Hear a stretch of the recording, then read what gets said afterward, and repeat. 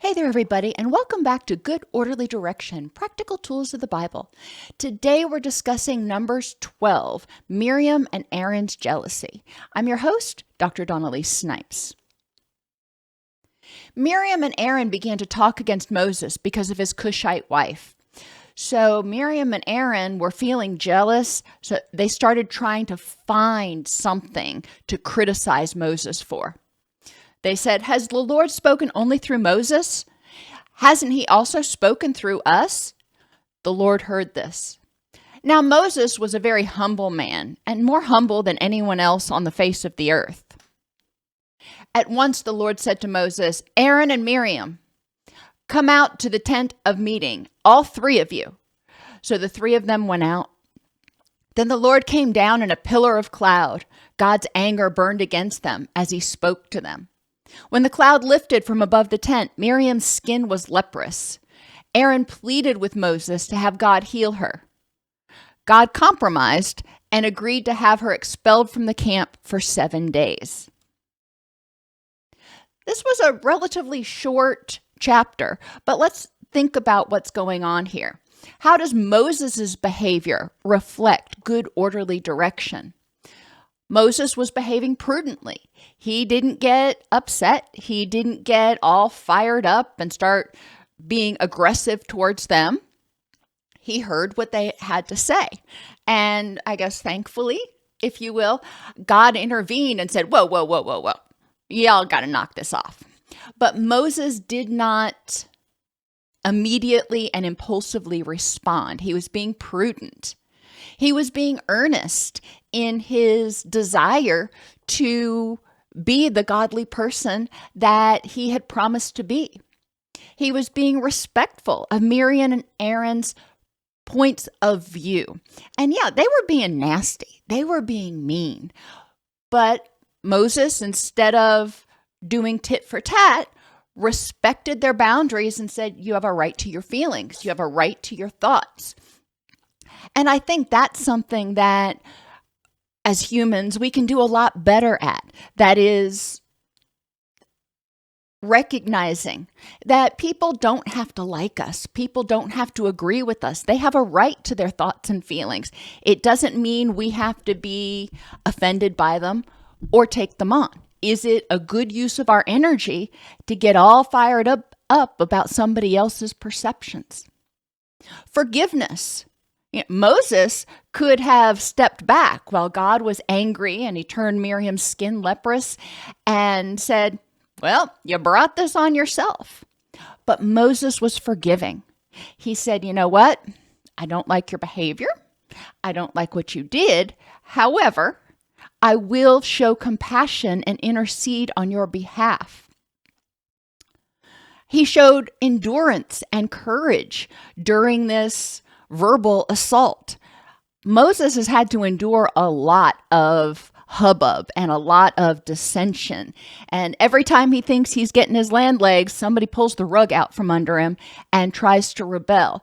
So Moses really has to endure some of this distress, because we saw in the last couple chapters, he's starting to get kind of irritable. He's starting to get very frustrated with the people of Israel. And, it's hard to blame him because they keep going over the same things. He shows compassion, as I said before. Instead of just stepping back and allowing God's wrath to happen, he exercised compassion and compromised and said, okay, how about this? How about basically you go in timeout for 7 days and think about what you did and then come back and rejoin. And the underlying message is probably if you do it again, it's not going to go so well for you. But the overt message was we all make mistakes. And it's easy to be jealous. It's easy to, when you're unhappy, to try to pull apart or pick apart someone who appears to be happy, who appears to have control. Truthfulness. Well, that wasn't really talked about a lot in this story, but God was truthful, if you will, about how he felt. And selflessness. Moses could have said, again, y'all are bringing this on yourself, and I'm stepping out because I have done so much for you, because God has done so much for you, and all you want to do is cause problems. But he didn't. He was selfless in his approach. He recognized, hey, I'm going to have compassion. I'm going to model how to react to this particular situation, and hopefully it will strengthen the community instead of detract from the community. He didn't think about his own pride. He didn't think about what he may have wanted. He thought about what was best for the community. And that's really important. Moses sets a great example here. And I think a lot of us encounter people who want to nitpick us or criticize or whatever. And it's important to step back and say, where is that coming from? Why are they trying to do this? Is it constructive feedback? If so, okay, let me take a look. And in recovery circles, we talk about take what's useful, leave the rest. In regular life, it's important to recognize that, again, sometimes people do this, act this way to try to make themselves feel safer, more secure, more important, and make somebody else that they envy or they fear feel less powerful. How does jealousy show a lack of good orderly direction and impact the whole community? Well, jealousy is not prudent. Jealousy is an imprudent action. When you are angry at somebody for having something you don't, that's not a good use of your energy. If you feel a twinge of jealousy, okay, acknowledge it, but then use that energy prudently to inspire you, to motivate you to try to achieve whatever that is that that person has, for example. Or use that energy to focus on all the things that you have that maybe they don't. Moses has made a lot of sacrifices. But when you're not prudent and you jump in and start showing jealousy and interacting with people in unkind ways, it's kind of like a virus. It spreads. When you are not earnest in what you do, Miriam and Aaron had jobs, and we know that all people are a part of one body, and everybody does not have the same job. And it's important to recognize that, but they weren't being earnest. They wanted to have Moses's job. If you want to think about all parts of one body, they wanted to be the brain. They didn't want to be the heart or the hand or whatever they were. And when people start trying to usurp other people's roles, it throws the entire system out of whack.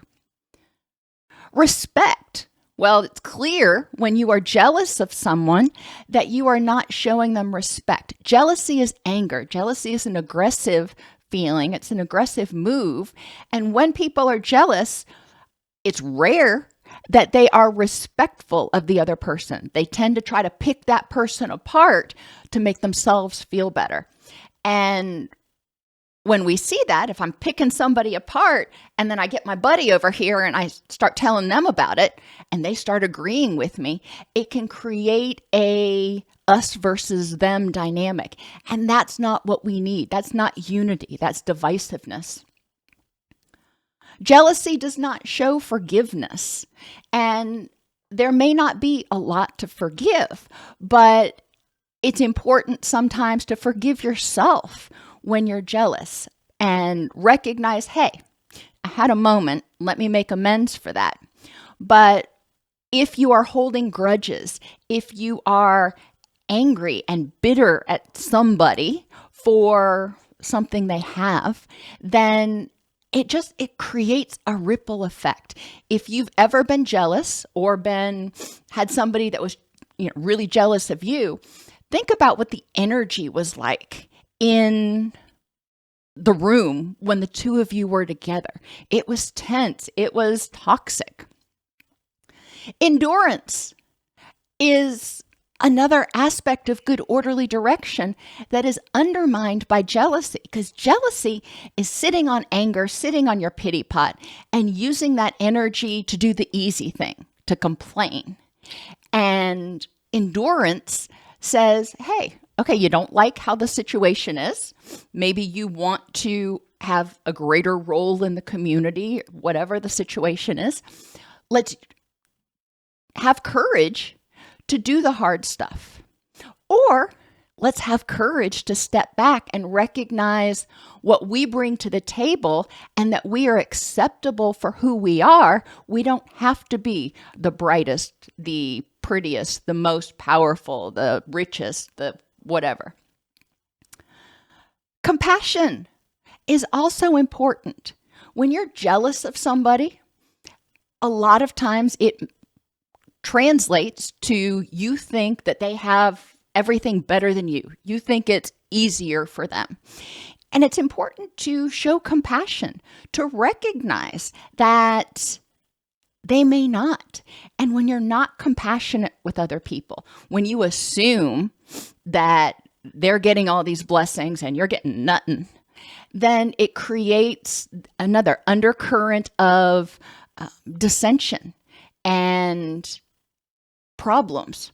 It also undermines compassion for one another, because if I'm jealous and I'm picking this person apart over here, that tends to be contagious. It's like, yeah, let's all gang up against these people.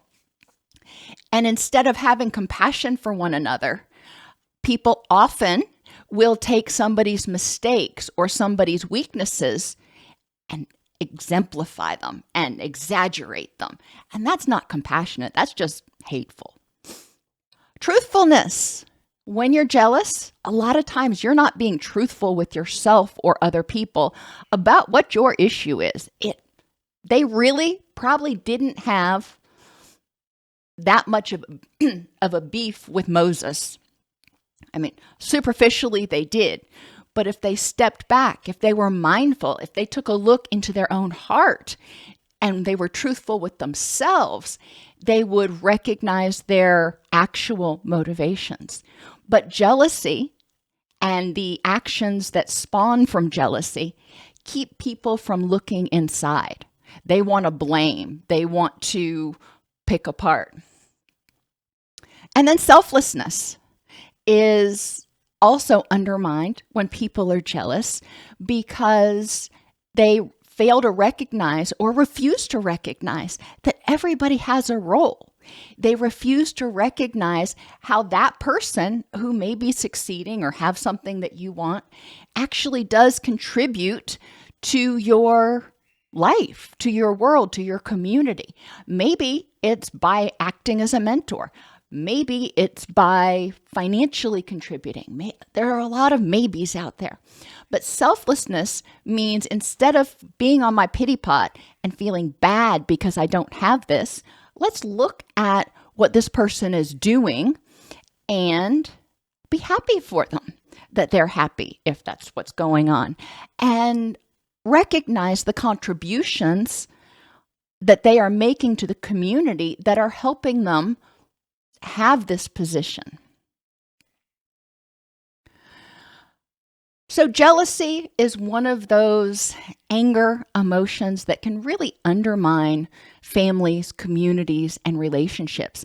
And it's important to step back and to evaluate where that feeling is coming from. Why are you feeling threatened by that person because they're succeeding?